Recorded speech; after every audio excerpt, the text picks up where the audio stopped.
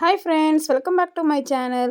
இன்றைக்கி ரொம்ப நல்ல டேஸ்டி அண்ட் ஹெம்மியான ஒரு கத்திரிக்காய் சம்மந்தி எப்படி வீட்டில் செய்கிறது தான் இந்த வீடியோவில் பார்க்க போகிறோம். இந்த வீடியோ ஸ்கிப் பண்ணாமல் முழுமையாக பாருங்கள். முழுமையாக பார்த்து நான் செய்யக்கூடிய இந்த ரெசிபி பிடிச்சிருந்தா இந்த வீடியோக்கு ஒரு லைக் கொடுத்து நம்ம சேனலை சப்போர்ட் பண்ணுங்கள். வாங்க வீடியோக்குள்ளே போகலாம்.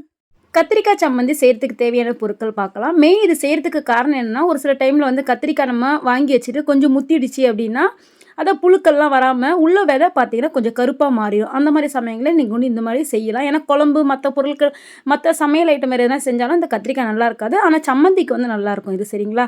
ஸோ பாருங்கள் உள்ளுக்கு எப்படி இருக்குது, இந்த மாதிரி கருப்பு கருப்பாக. இதை வந்து நீங்கள் சம்மந்திக்கு நம்ம ரெடி பண்ணுறதுக்கு ஃபஸ்ட்டு இந்த மாதிரி கட் பண்ணி எடுத்துக்கலாம். இப்போ கத்திரிக்காவை ஃபஸ்ட்டு நம்ம ஃப்ரை பண்ணி எடுக்கணும். அதுக்கு வந்து கொஞ்சமாக வந்து உப்பு சேர்த்துருக்கேன். அதாவது கத்திரிக்காய் வந்து ஃப்ரை பண்ணுற அளவுக்கு தான் நான் சேர்த்துருக்கேன். அதுக்கப்புறம் கொஞ்சமாக மஞ்சள் தூள், கொஞ்சமாக வந்து மிளகாய் தூள் நான் சேர்த்துருக்கேன். சேர்த்ததுக்கப்புறம் வந்து லைட்டாக நல்லா மிக்ஸ் பண்ணிக்கோங்க. மிக்ஸ் பண்ணதுக்கப்புறம் வந்து ஒரு 10 நிமிஷம் வந்து இதை ஊற வச்சு எடுக்கணும். செம்ம டேஸ்ட்டாக இருக்கும். குழம்பு, சைட் டிஷ் எதுவுமே தேவையில்லை. இந்த ஒரு பொருளை வச்சு அழகாக நல்ல சூப்பராக வந்து செய்யலாம். நல்லாயிருக்கும். இந்த மழை காலத்துக்கு சுட சுட சாதத்துடன் நீங்கள் செஞ்சு சாப்பிடும்போது. ஸோ இப்போ பாருங்கள், நல்லா மிக்ஸ் பண்ணதுக்கப்புறம் வந்து ஒரு 10 நிமிஷம் ஊற வச்சதுக்கப்புறம் வந்து ஒரு கடாய் எடுத்துக்கங்க. அதில் வந்து நல்லெண்ணெய் சேர்த்துக்குங்க. ஆப்ஷனல்னால் இருந்தால் எடுத்துங்க, இல்லை குழம்பு எண்ணெய் கூட நீங்கள் எடுத்துக்கலாம். நல்லெண்ணெய் செய்யும்போது நல்ல டேஸ்ட்டாக இருக்கும். ஸோ இப்போ மிதமான சூட்டில் நம்ம மிக்ஸ் பண்ணி வச்சுருக்க அந்த கத்திரிக்காவை லைட்டாக, அதாவது கலர் மாறுற அளவுக்கு கொஞ்சம் லைட்டாக மேலே வந்து கிறிஸ்பினஸாக இருக்கும் பார்த்திங்களா, அந்த ஸ்டேஜில் நம்ம எடுக்கலாம். மிதமான சூட்டில் வச்சு தான் நம்ம வந்து இதை வந்து பண்ணி எடுக்கணும். ஓவர் சூடு வச்சுட்டோம் அப்படின்னா மேலே கரிஞ்சு போன மாரி ஆயிரும். லைட்டாக இந்த மாதிரி மிக்ஸ் பண்ணி கொடுத்துட்டே இருங்க. இன்றைக்கி வந்து ஒரு 2 பேர் அளவுக்கு செய்யக்கூடிய அளவுக்கு தான் நான் செஞ்சுருக்கேன். ஸோ கத்திரிக்காயோட பேக் சைடு பார்த்திங்கன்னா கலர் இந்த மாதிரி மாறும். அதுக்கப்புறம் வந்து லைட்டாக வந்து கொஞ்சம் நல்லா ஃப்ரை ஆன மாரி ஆகும். அந்த ஸ்டேஜில் நம்ம தனியாக எடுத்துக்கலாம். இந்த ஸ்டேஜில் தனியாக நீங்கள் எடுத்துக்குங்க. எடுத்ததுக்கப்புறம் வந்து அதே கடாயில் ஒரே ஒரு வெங்காயம் இந்த மாதிரி கட் பண்ணி நான் சேர்த்துருக்கேன். இது கூடவே வந்து 2 வரமிளகாவும் நான் சேர்த்துருக்கேன். கொஞ்சமாக வந்து கருவேப்பிலையும் நான் சேர்த்துக்கலாம். சேர்த்ததுக்கப்புறம் நல்லா மிக்ஸ் பண்ணுங்கள். ரொம்ப கோல்டன் ப்ரௌனாக ஆகணும் அவசியம் கிடையாது. லைட்டாக வதங்கி வந்தாலே போதும்.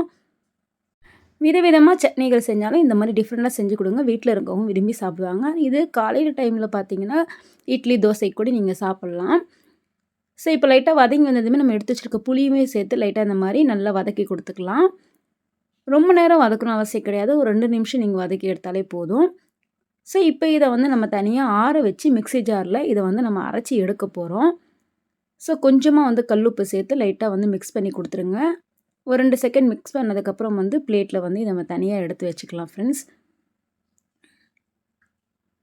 இதை வந்து கம்ப்ளீட்டாக ஆறுனதுக்கப்புறம் தான் மிக்ஸி ஜாரில் நம்ம அரைச்சி எடுக்கணும். இப்போ பாருங்கள், ஃபஸ்ட்டு நம்ம வரமிளகாவை அரைச்சி எடுத்துடலாம் தனியாக.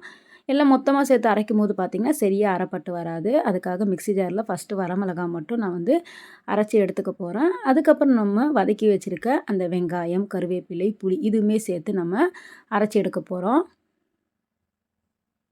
ஸோ மிக்ஸி ஜாரில் போட்டதுக்கப்புறம் வந்து நம்ம நல்லா அரைச்சி எடுத்துடலாம். இது கூடவே வந்து கத்திரிக்காய் எதுவுமே சேர்க்கக்கூடாது. நம்ம வதக்கின இந்த பொருளை மட்டும்தான் ஃபஸ்ட்டு நம்ம அரைச்சி எடுக்கிறோம். ஸோ அவ்வளோதான். இப்போ இதை வந்து கத்திரிக்காவை நல்லா மேஷ் பண்ணி எடுத்துங்க. மேஷர் இருந்தால் மேஷரில் கூட நீங்கள் இது பண்ணி எடுக்கலாம். ஸோ இது ரொம்ப பிஞ்சு கத்திரிக்காய்ன்றனால நல்லா வந்து கரண்ட்லேயே பார்த்திங்களா நசுங்கி வருது. இப்போ இது கூடவே வந்து நம்ம அரைச்சி வச்சுருக்க அந்த இதுவுமே நம்ம இது கூட சேர்த்துட்டு நல்லா வந்து ஒன்றோட நல்லா மிக்ஸ் ஆகிற மாதிரி நல்லா நம்ம மேஷ் பண்ணி எடுத்துக்கலாம். அவ்வளோதான். சுட சுட சாதத்தோட இதை வச்சு நீங்கள் சாப்பிட்டிங்கன்னா செம்ம டேஸ்ட்டாக இருக்கும்.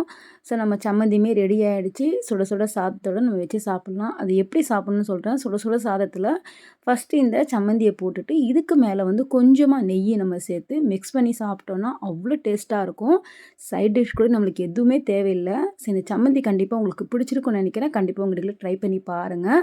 செஞ்சு பார்த்துட்டு எப்படி இருந்துச்சுன்னு மறக்காமல் கமெண்ட் பண்ணுங்கள். நெக்ஸ்ட்டு ஒரு டேஸ்டியான ஒரு ரெசிபியில் பார்க்கலாம். தேங்க்ஸ் ஃபார் வாட்சிங்.